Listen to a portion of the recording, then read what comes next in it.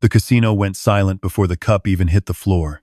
Sophie Marlowe felt the heat first, scalding coffee splashing over her fingers, then the weight of every rich, dangerous, beautifully dressed person inside the Aurelia casino turning toward her as if she had just fired a gun. The white porcelain cup shattered against black marble, dark coffee spread across polished stone like spilled blood, and standing in front of her, perfectly still, was the man no one in Monaco dared to offend. Dante Vale.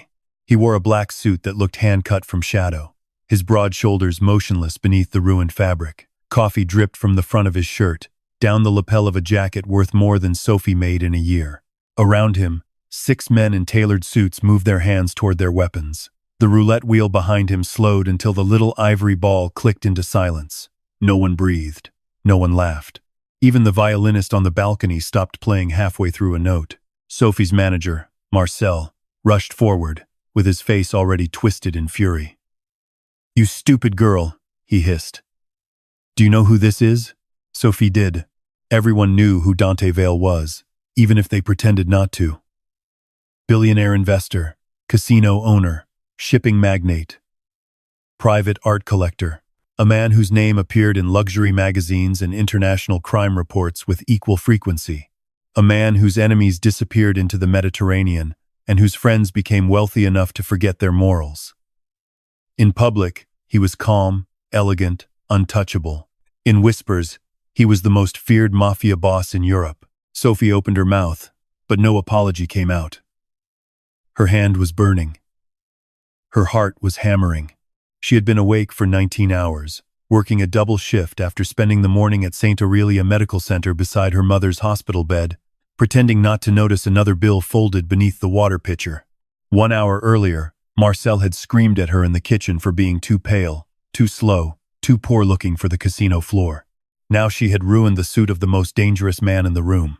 Marcel grabbed Sophie's wrist hard enough to make her flinch. "Apologize on your knees." Something changed in Dante's eyes. Not anger, not embarrassment. Something colder. His gaze dropped to Marcel's hand wrapped around Sophie's wrist. The air seemed to thin. One of Dante's men took a single step forward, but Dante lifted 2 fingers, and the man stopped instantly. Sophie tried to pull free. Marcel tightened his grip.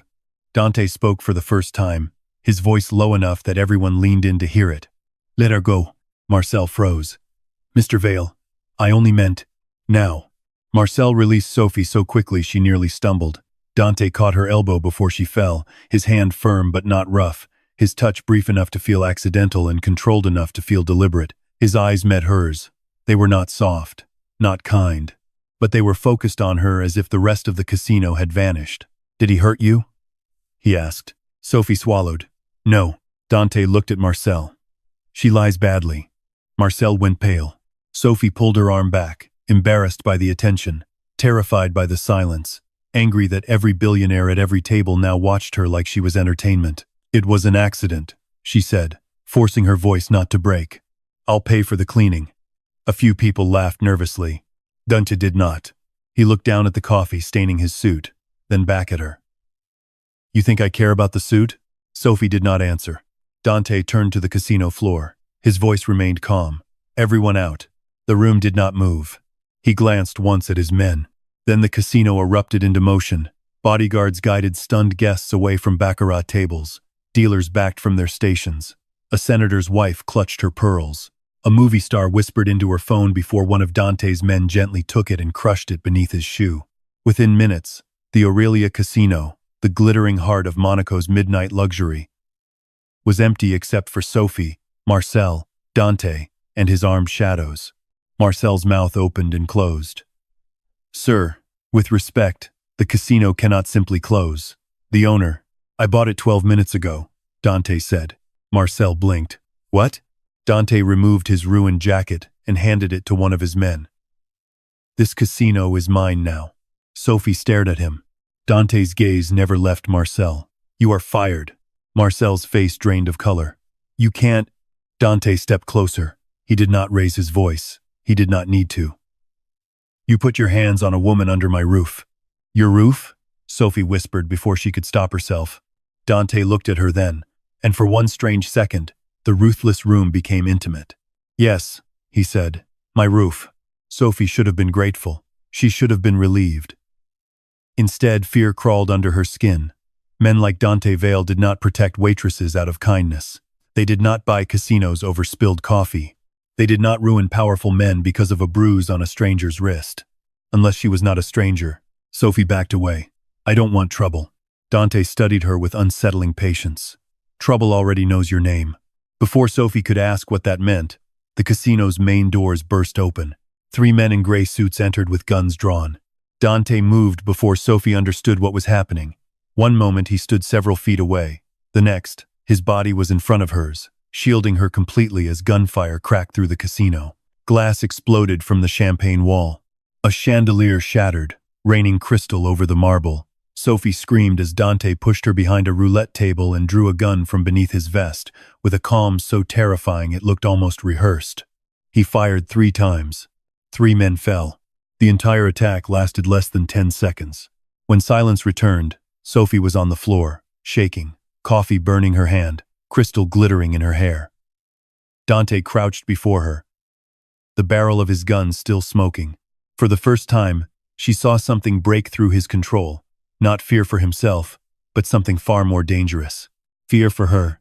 He reached toward her face, then stopped inches from her cheek, as if touching her without permission was a line even he would not cross. Sophie, he said, her blood chilled. How do you know my name? Dante's jaw tightened. Outside, sirens began screaming across Monaco. Inside, the most dangerous man in Europe looked at her like she was the only thing in the world he could not afford to lose. You need to come with me. Sophie shook her head. No, his eyes hardened. This was not a request. I'm not going anywhere with you. Dante leaned closer, his voice dropping. The men who came through that door were not here for me. Sophie's breath stopped. They were here for you. The first thing Sophie noticed about Dante Vale's penthouse was that it did not look like a home. It looked like a beautiful place where no one had ever rested. Glass walls overlooked Monaco's harbor, where yachts floated beneath the midnight lights like sleeping predators. The floors were black marble. The furniture was sharp, elegant, expensive, and untouched. No family photos, no books left open, no forgotten coffee cups, no evidence that a human being lived there instead of a ghost with unlimited money.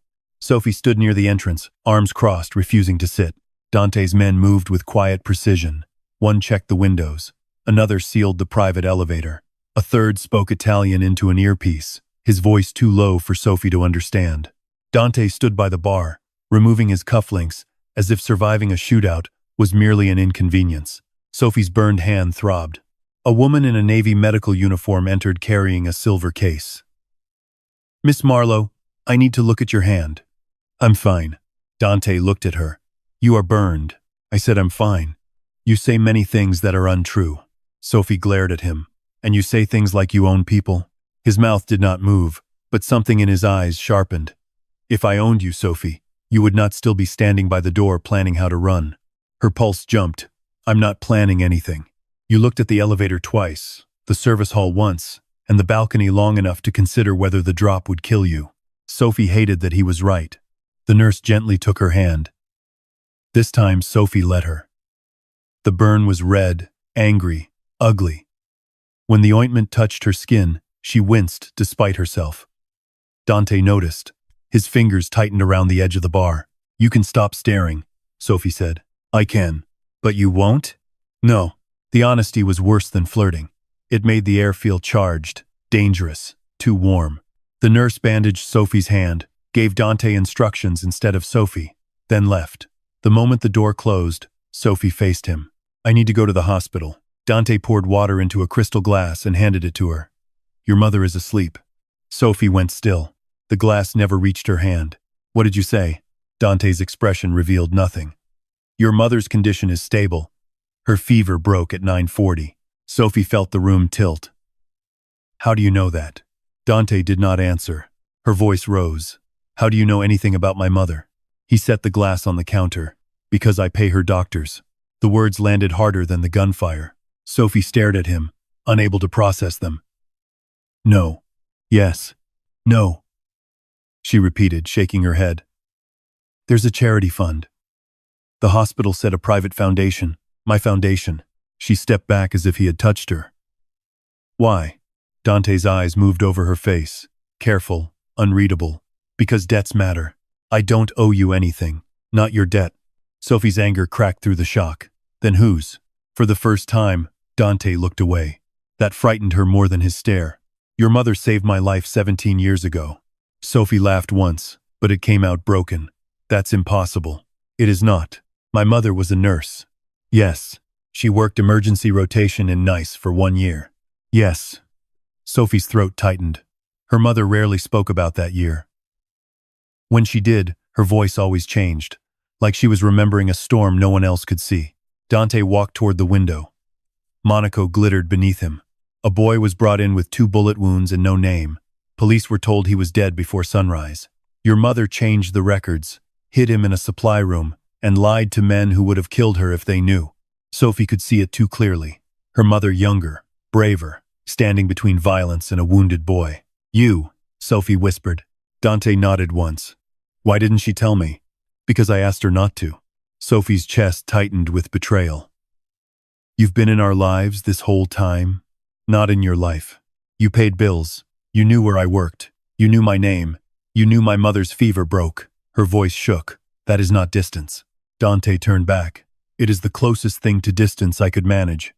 The words should have sounded romantic. They did not. They sounded like a warning. Sophie looked toward the sealed elevator. I want to see my mother. No. Her eyes snapped to his. You don't get to tell me no. Tonight I do. Because men tried to kill me? Because they will try again. Then call the police. Dante's smile was faint and humorless. The police called them. Silence stretched between them. Sophie wrapped her arms around herself. What do they think I have? Dante's face hardened. Diamonds. She blinked. Diamonds? A shipment disappeared from my vault 3 nights ago. $42 million in uncut stones. Enough to fund a private war. And they think I stole them?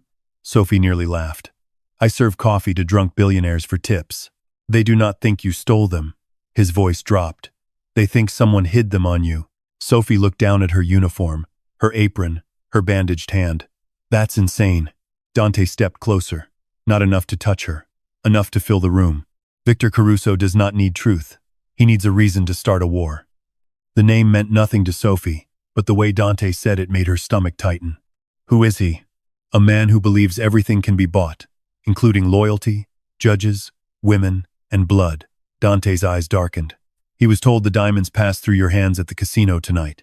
By who? Dante did not answer quickly enough. Sophie knew then. Marcel. Don't silence confirme dit. Her former manager. The man who grabbed her wrist.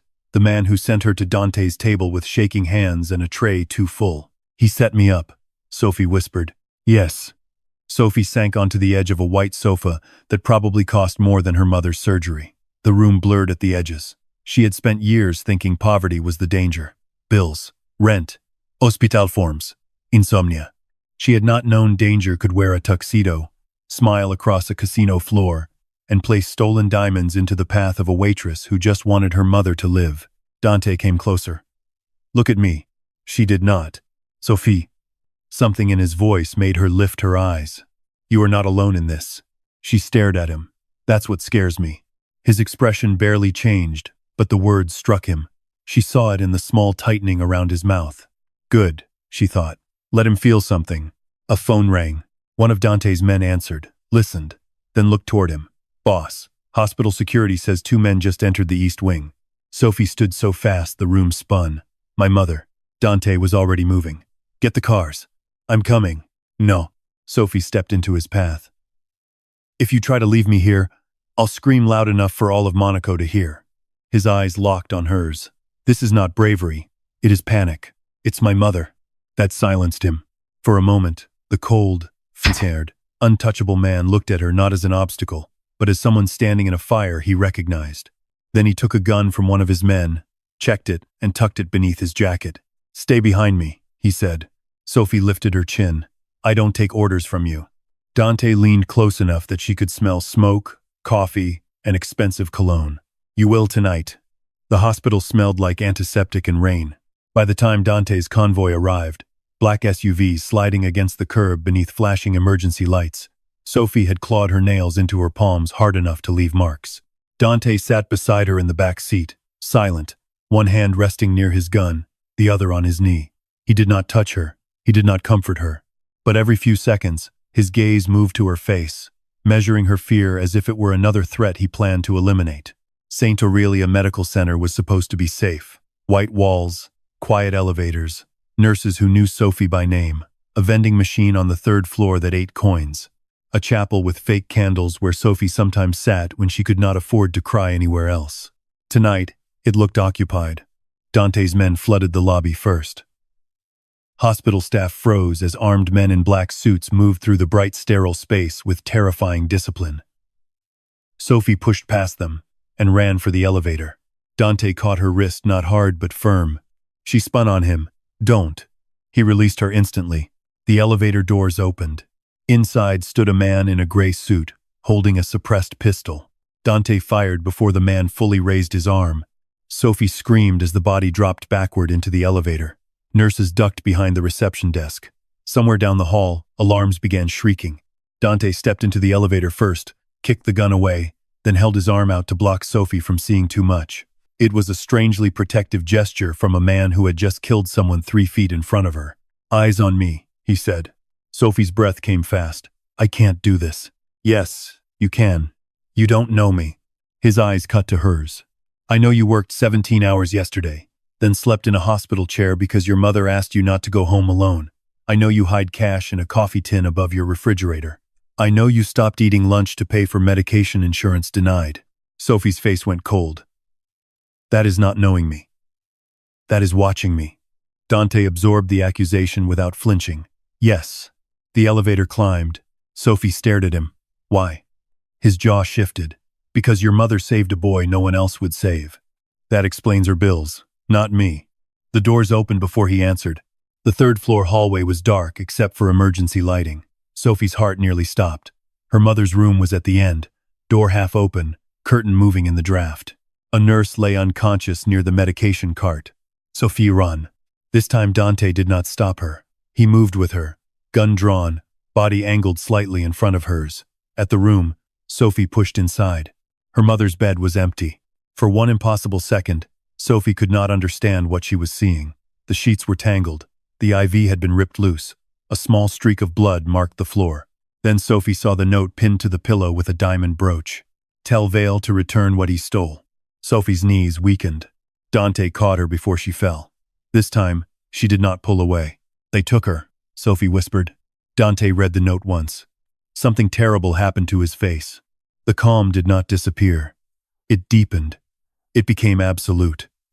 His eyes went black with controlled violence, his body still as carved stone. He handed the note to one of his men. "Find Caruso." The man nodded. "Alive?" Dante looked at Sophie, then at the empty bed. "No." Sophie grabbed his arm. "No, if he has my mother, you don't get to start killing blindly." Dante looked down at her hand on his sleeve. The entire hallway seemed to hold its breath. "You believe mercy will bring her back?" "I believe if you go to war, she dies first." His eyes held hers. For a moment, Sophie expected him to dismiss her, to command, to become the monster everyone whispered about. Instead, he said, "Then tell me what you want." The question stunned her. No one asked Sophie what she wanted. Doctors told her costs. Managers told her schedules. Landlords told her deadlines. Life told her no. She forced herself to breathe. "I want my mother alive." Dante nodded once. "Then alive she will be." His phone buzzed. He answered without looking away from Sophie. Listened. His expression changed by a fraction. "What?" Sophie asked. Dante lowered the phone. "Caruso sent en invitation." "To where?" "The casino." Sophie looked at him. "The one you just bought?" "Yes." "Why?"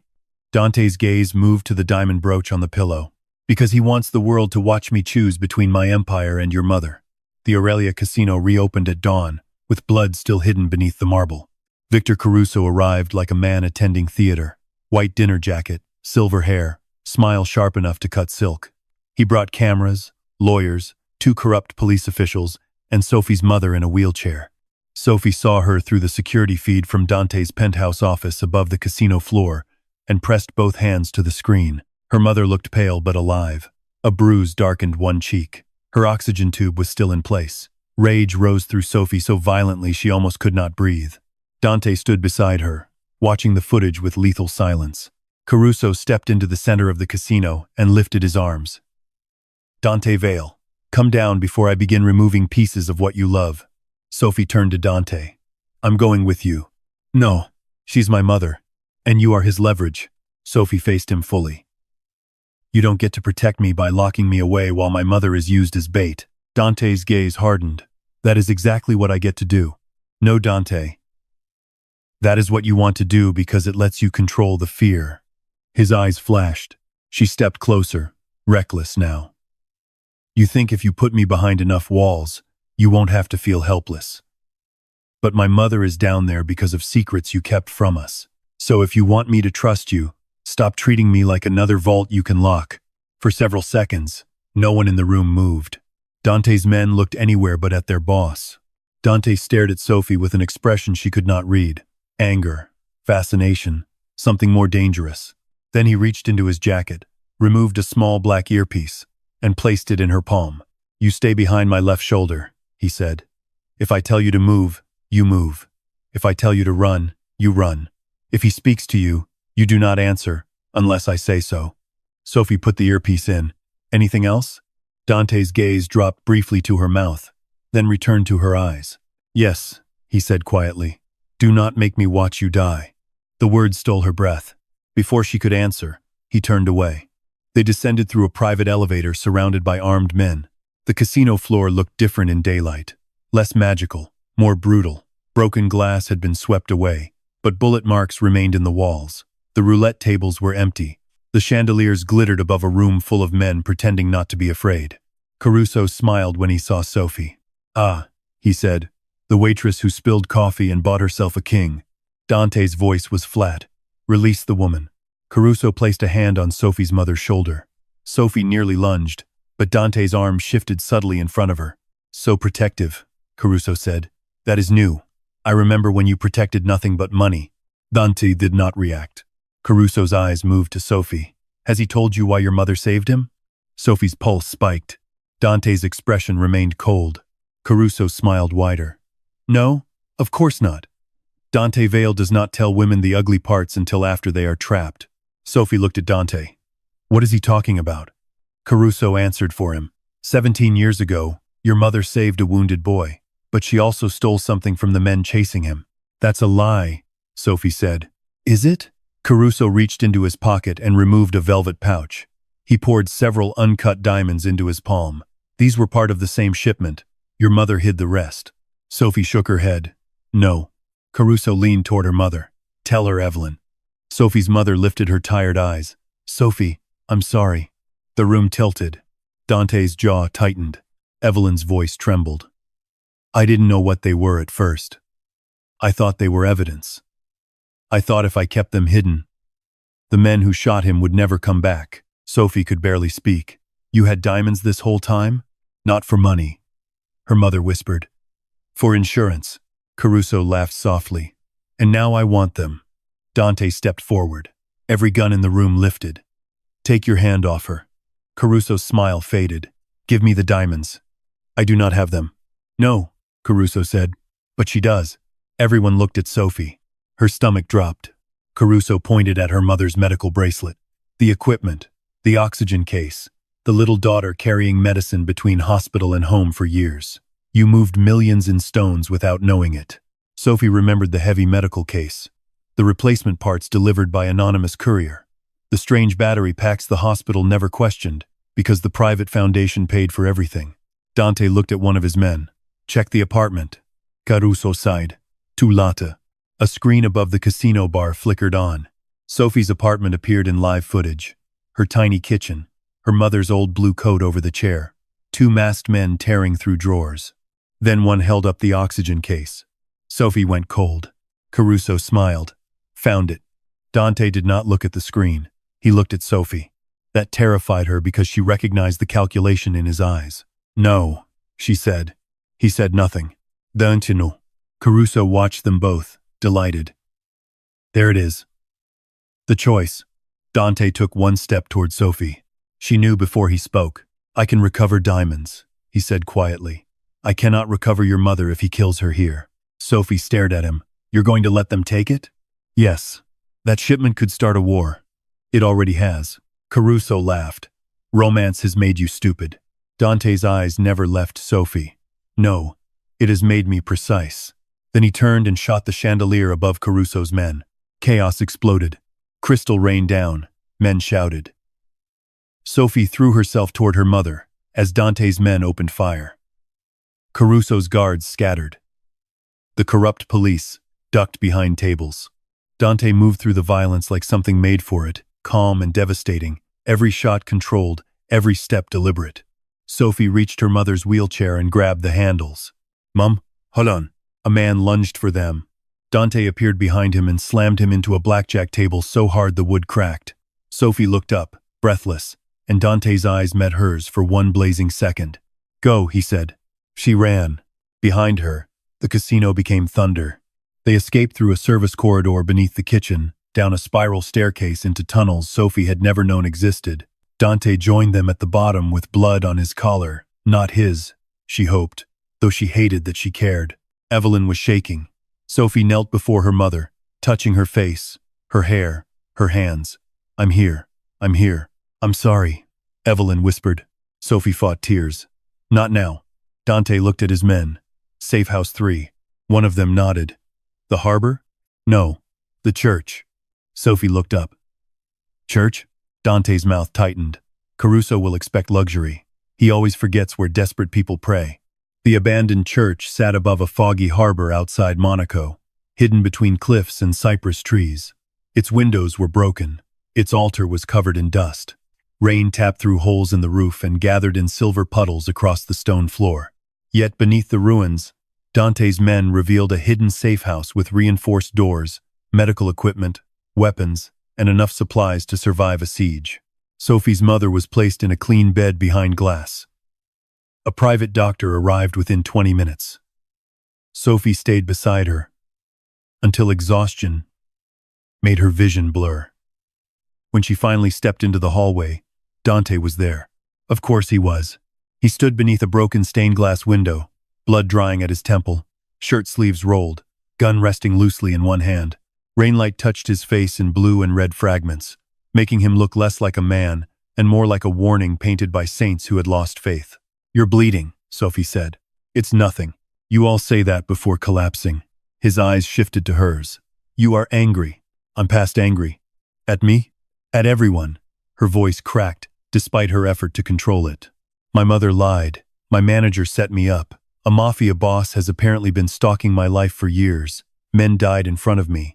My apartment is destroyed. And somehow, I'm supposed to stand here and decide whether you're my captor or the only reason I'm still breathing." Dante watched her in silence. The stillness made her angrier. "Say something. What would you like me to say?" "The truth." His expression darkened. "You will hate it.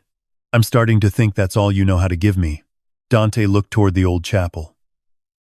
"Your mother did not only save me. She saved my brother." Sophie went still. "Matteo," Dante said. "He was younger. 15. I was 17. We were running from Caruso's men after my father was murdered. Your mother hit us both. What happened to him?" Dante's face closed. "Caruso found him first." Sophie's anger softened despite herself. Dante continued, voice controlled but quieter. "The diamonds belonged to my father. They were supposed to buy safe passage out of Europe. Your mother hid them because she thought if Caruso never found them, he would stop hunting us. But he didn't." "No." Sophie studied him. "And you've been paying our bills because you blamed my mother?" His eyes cut to hers. "Because I owed her. That's not the same thing." "No." A silence opened between them. Sophie hugged herself. "Why didn't you tell us?" "Because anything I touch becomes a target. And yet here we are."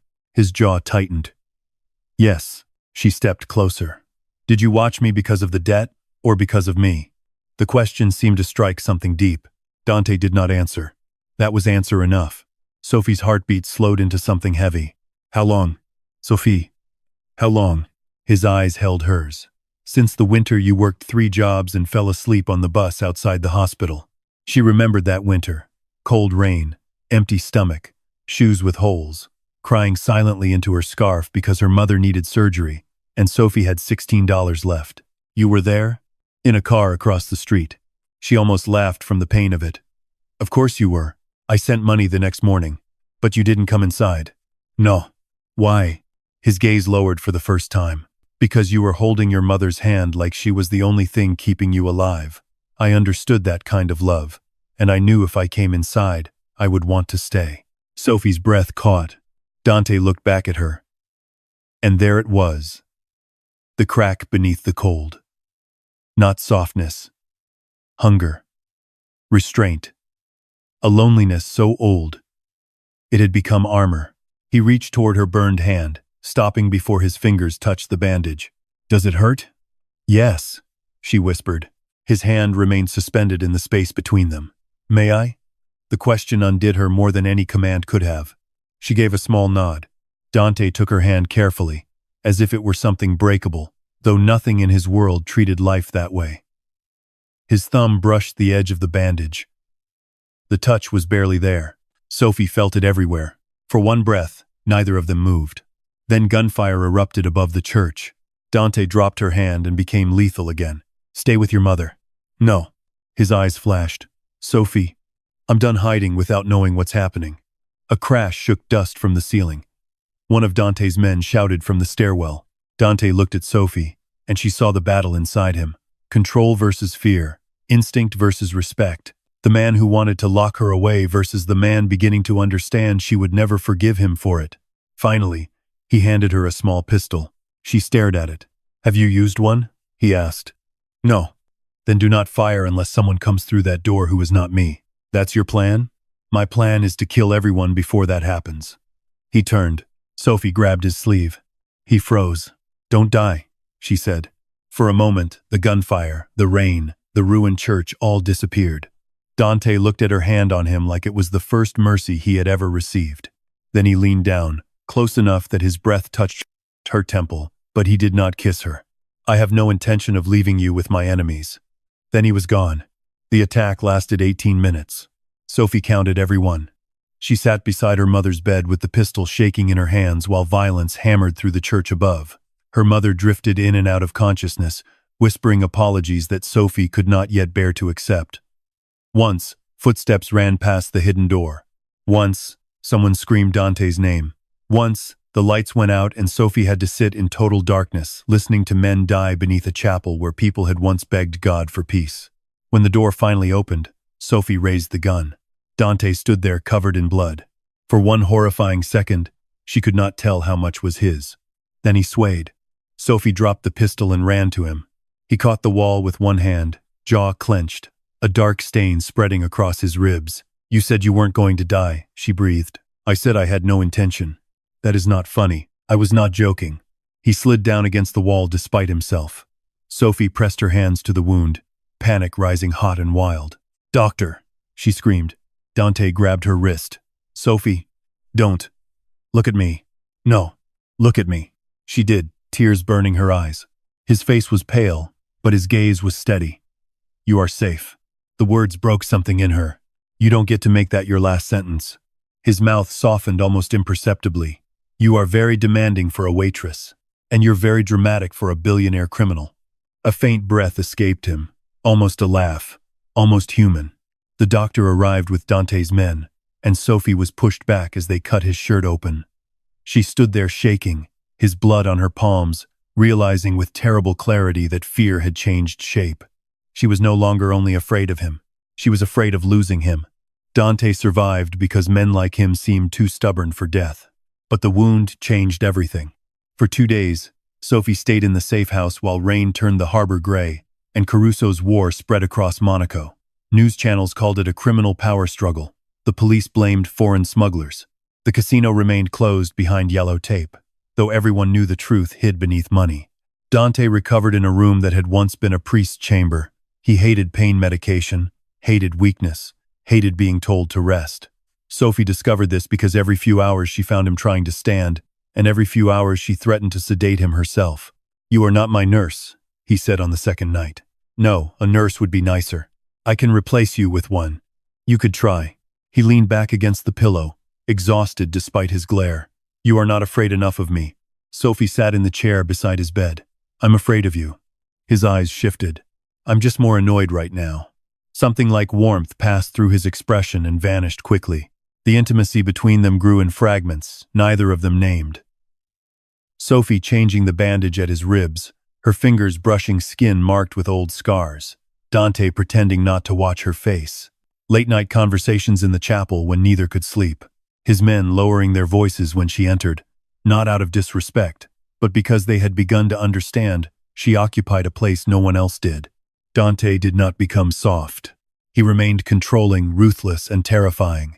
When one of Caruso's informants was captured, Sophie heard the man begging from behind a locked door and saw Dante emerge 20 minutes later with blood on his cuffs and no remorse in his eyes.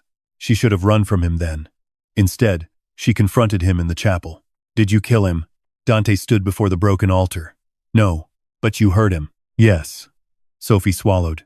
"Do you regret it?" "No." Her chest tightened. He turned to her. "He gave Caruso your apartment key. He watched your mother being taken. He knew they planned to cut off her oxygen if I refused the exchange." Sophie closed her eyes. Dante's voice remained calm, but underneath it something burned. "I will not apologize for what I do to men who threaten you. That's what scares me." "It should." She looked at him. "And what happens when I disappoint you? When I leave? When I say no?" The question hung between them like a blade. Dante's face changed. Not anger, pain, buried deep and instantly controlled. "You think I would hurt you. I think you hurt people when you're afraid." For a long moment, he said nothing. Then he stepped closer, stopping with a careful distance between them. "I have burned ships, bought judges, buried enemies, and destroyed families who came for mine." His voice dropped. "But if you tell me to let you walk away, Sophie, I will open the door." She searched his face. "Would you follow?" His silence answered before he did. "From a distance," he said. She let out a shaky breath. "That is not comforting. It is honest. Honesty from you always sounds like a threat." His eyes held hers. "That is because most of my truths are ugly." Sophie looked at him standing beneath broken stained glass, a man built from violence and debt and old grief, and felt the dangerous pull of understanding him. "You're not the only one with ugly truths," she said. His gaze sharpened. She hugged herself. "Part of me wanted to keep the diamonds." Dante went still. "When I found out they were in my mother's equipment, part of me thought about all the bills. All the nights I chose between rent and medicine. All the times I smiled at men who treated me like furniture because tips kept her alive." Shame burned her throat. For 1 second, I understood why people sell their souls. Dante watched her with an intensity that made her feel seen in a way that hurt. "And then?" he asked. "Then I hated myself." He shook his head. No. You are human. That is not the same as corrupt." Sophie's eyes filled.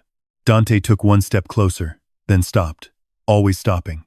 Always controlling himself at the edge of touching her. "You could have taken them," he said. "You did not. I didn't know where they were." "If you had?" She looked at him honestly. "I don't know." His expression did not change, but his voice softened by a degree. "That is why I trust you. Because I don't know if I'm good. Because you are honest about the darkness before it owns you." The words landed in the quiet chapel like confession. Sophie looked down. "Dante." A phone rang before she could finish. Dante answered, listened, and every trace of vulnerability disappeared. "What is it?" Sophie asked. He looked at her. "Caruso has the diamonds." Her stomach dropped. "Then why isn't this over?" "Because he also has Marcel." Sophie frowned. "Why would that matter?" Dante's eyes darkened. "Because Marcel just told him your mother kept 1 diamond separate." Sophie's blood went cold. "My mother said nothing about that." "No," Dante said. "But Caruso believes it. And now he believes the last stone is with you." Sophie laughed once, breathless and bitter. "Of course he does." Dante approached her fully this time. "Think, did your mother ever give you jewelry? A keepsake? Anything from that year in Nice?" Sophie started to say no. Then she stopped. Her hand moved to her throat. Beneath her borrowed sweater, on a thin silver chain, hung the small pendant her mother had given her when she turned 16. Sophie had always thought it was glass, a pale, cloudy stone set in cheap silver. Dante's eyes followed her hand. "Sophie," he said carefully. She pulled the pendant free. The cloudy stone caught the chapel light. Dante went utterly still. "It's not diamond," Sophie whispered. "It can't be." Dante reached out, not touching it. "It is not just a diamond." "What is it?" His voice was low. "It is the Vale inheritance stone." Sophie stared at him. It belonged to my mother, he said. My father split the shipment to hide it. Whoever holds that stone can claim access to accounts, properties, loyalties, old world rules. Symbolic, but powerful. Sophie's fingers closed around it. My mother gave me your family's inheritance? She gave you the one thing Caruso needs to declare himself heir to what he stole. The pendant suddenly felt heavy enough to drag her under. Take it, Sophie said. Dante's eyes lifted to hers. No. What do you mean no? If I take it, you become disposable to him. And if I keep it, you become priceless. That is worse. Yes. Sophie pulled at the chain, but Dante caught her hands. Do not. You said this could stop him. I said it gives power, not peace. Their hands were locked around the pendant between them. Sophie could feel his pulse. Or maybe it was hers. What are we going to do? She whispered. Dante looked down at her with terrifying calm. We are going to let him come for you. The plan was brutal. Sophie hated it immediately. Caruso wanted the inheritance stone. Dante wanted Caruso exposed in front of every family that still pretended neutrality.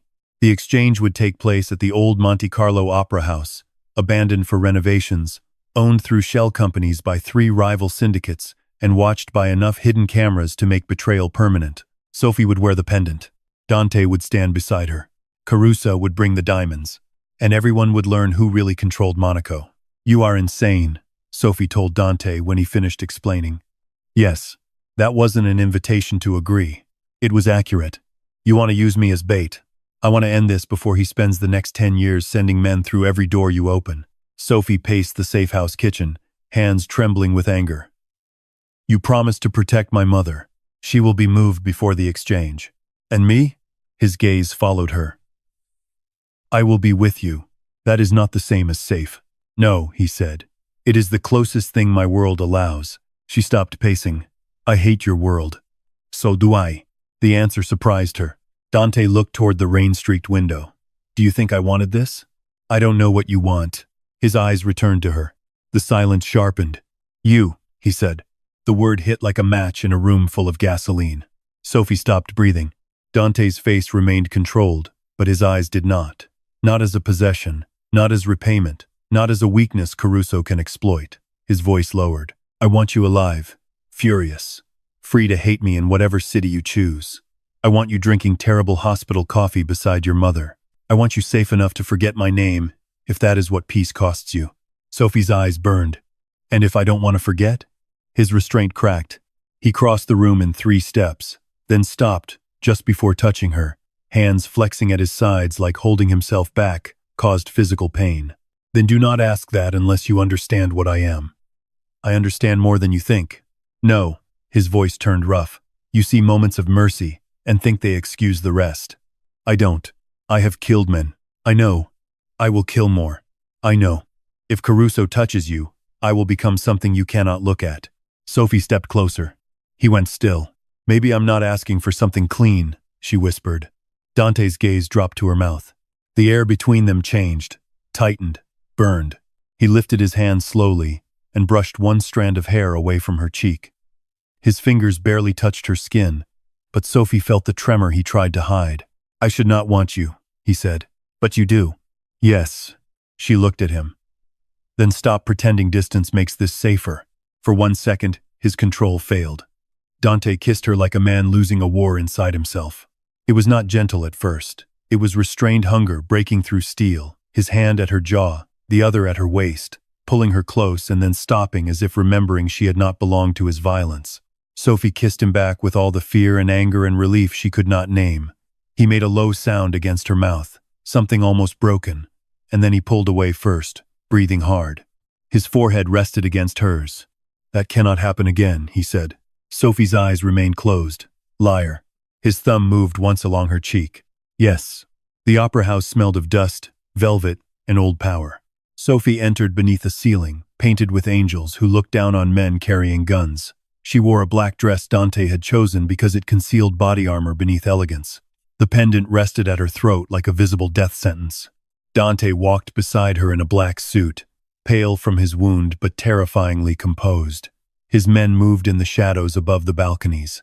Caruso waited on stage. Behind him sat the diamond shipment in 3 steel cases. Marcel stood nearby, bruised and shaking, no longer arrogant. Sophie felt no pity for him. Caruso clapped slowly. The waitress becomes a queen. Sophie lifted her chin. I still prefer coffee. Caruso smiled. Brave. That will fade. Dante's voice cut through the room. You wanted the stone. Speak your terms. My terms? Caruso laughed. You insult me. I want more than a stone. His gaze moved over Sophie. I want him to kneel. Every person in the opera house went still. Sophie looked at Dante. His face revealed nothing. Caruso's smile widened. In front of the families. In front of the woman. Kneel, Dante. Place the veil stone in my hand. Admit your father's line ends tonight. Sophie whispered, Don't. Dante did not look at her. Caruso drew a gun and pointed it at Sophie's chest. Dante's entire body changed. Not visibly to others, maybe, but Sophie felt it beside her, the violent shift of a man's soul pulling against its cage. Kneel, Caruso said, or I put a bullet through the thing you love. The thing you love. The words echoed through the opera house. Dante slowly turned his head toward Sophie. There, in front of enemies, cameras, traitors, and armed men, the most feared mafia boss in Europe looked at her with no mask left. And then he knelt. A sound moved through the room. Shock, disbelief, triumph from Caruso, horror from Sophie. Dante, she breathed. He looked up at her. Not ashamed, not broken. Devoted. For you, he said quietly, there is no empire I would not put on the floor. Caruso laughed. Sophie's heart shattered and remade itself in the same instant. Dante reached for the pendant. His fingers brushed her throat as he unclasped the chain. The touch was tender, devastating, final. Then he held the stone out to Caruso. Caruso stepped forward. Sophie saw Marcel move before anyone else did. A small blade flashed in his hand, not toward Dante. Toward her. Sophie twisted back, but Marcel grabbed her arm. Pain tore through her side as the blade grazed her ribs. Dante rose from his knees like hell itself had been given a body. The opera house exploded. Dante shot Marcel before Sophie hit the floor. Caruso fired. Bullets tore through velvet seats. Men shouted from balconies.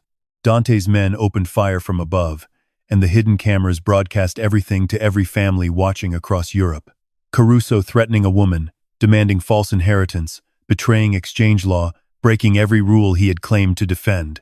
Dante reached Sophie through the chaos, wrapping one arm around her and turning his body into a shield as bullets struck the stage around them. Stay with me, he said. I'm okay, she gasped. You are bleeding. So are you. I dislike this habit of yours. Despite the terror, Sophie almost laughed. Caruso fled backstage with the stone. Dante looked after him, then at Sophie. She understood the choice before he made it. Go, she said. No. Don't. Go. He is not worth leaving you. He'll use it to keep killing. Dante's face twisted with fury and fear. I said no. Sophie grabbed his collar and pulled him close. Then come back to me. The words struck him harder than any bullet. His eyes burned into hers. Then he kissed her once, fierce and brief, and ran after Caruso.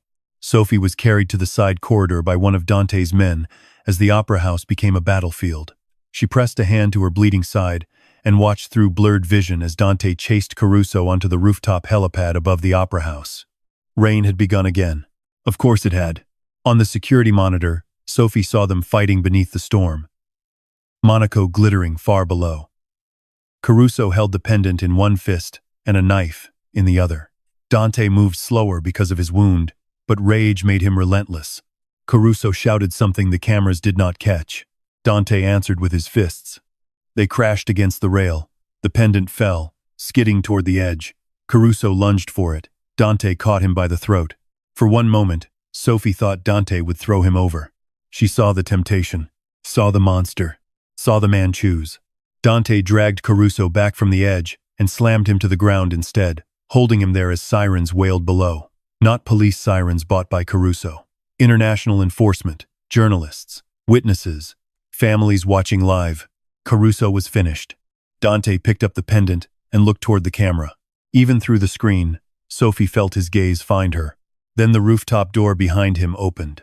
A wounded Caruso loyalist raised a gun. Sophie screamed, though he could not hear her.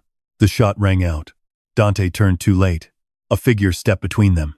Evelyn Marlowe, Sophie's mother. The bullet struck her shoulder, not her heart. because Dante moved fast enough to pull her aside at the final second. He killed the shooter immediately, then caught Evelyn before she fell. Sophie sobbed his name into the chaos. By sunrise, Victor Caruso was in custody, Marcel was dead, the diamonds were recovered, and the Monaco underworld had shifted on its axis. But Sophie did not care about any of it. She sat in a private hospital room holding her mother's hand while Dante stood outside the glass door, refusing to come in. Evelyn had survived surgery. The bullet had missed anything vital, though the doctors spoke carefully, as doctors always did when hope required paperwork. Sophie's own wound had been stitched. The pendant lay in an evidence case guarded by 3 men and an international prosecutor who looked terrified of Dante. For hours he remained outside. Not leaving, not entering. Sophie finally stepped into the hallway. Dante straightened immediately. His face was drawn with exhaustion, his suit ruined, one hand bandaged from the rooftop fight. He looked like a man who had won a war and lost the right to approach peace. "She wants to see you," Sophie said. His eyes moved to the room. "She should rest. She asked for you." His jaw tightened. "I brought this to her door. She made her own choices. And you?" Sophie looked at him. "I'm still deciding what to do with mine." Pain flashed across his face before he buried it. He nodded once. "I will arrange protection for you both. Money. New documents if you want them. A house anywhere in the world. No one will find you. And you? I will not follow if you ask me not to." The words were quiet, honest, devastating. Sophie stepped closer. "But you'll want to." "Yes." From a distance. His mouth curved faintly, without humor. "I am learning that is not as romantic as I believed." She almost smiled. Then her eyes filled. "I don't know how to love someone like you." Dante went still.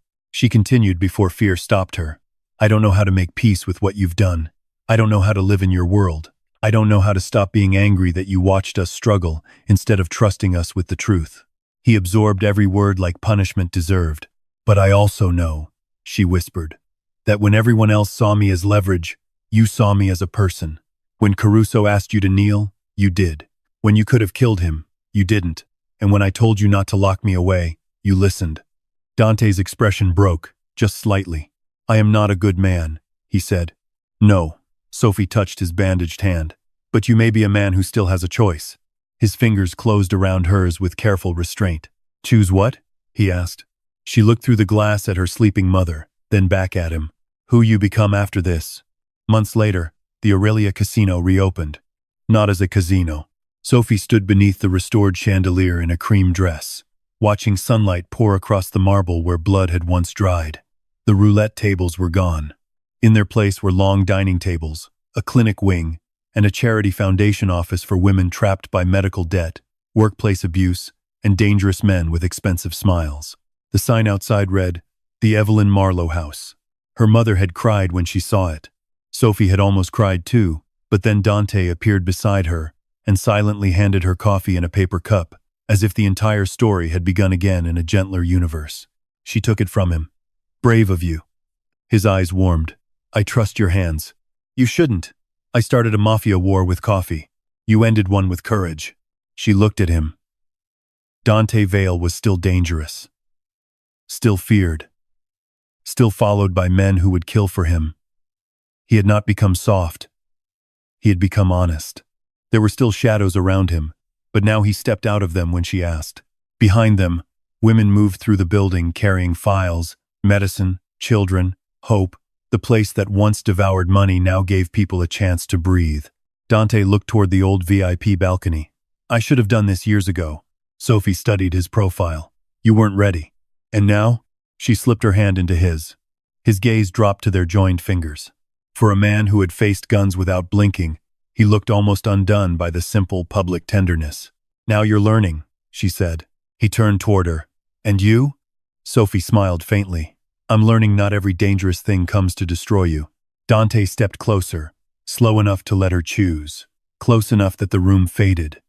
"And what do I come to do?"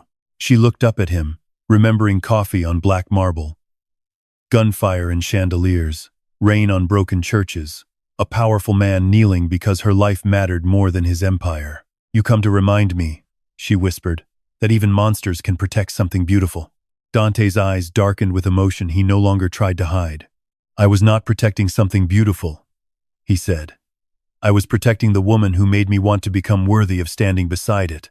Then he kissed her beneath the chandelier of the casino he had closed for her, in the city that had once tried to swallow them whole. Outside, Monaco glittered over the sea. Inside, the coffee stayed safely in Sophie's hand. And for the first time in his life, Dante Vale did not look like a man guarding an empire. He looked like a man who had finally come home.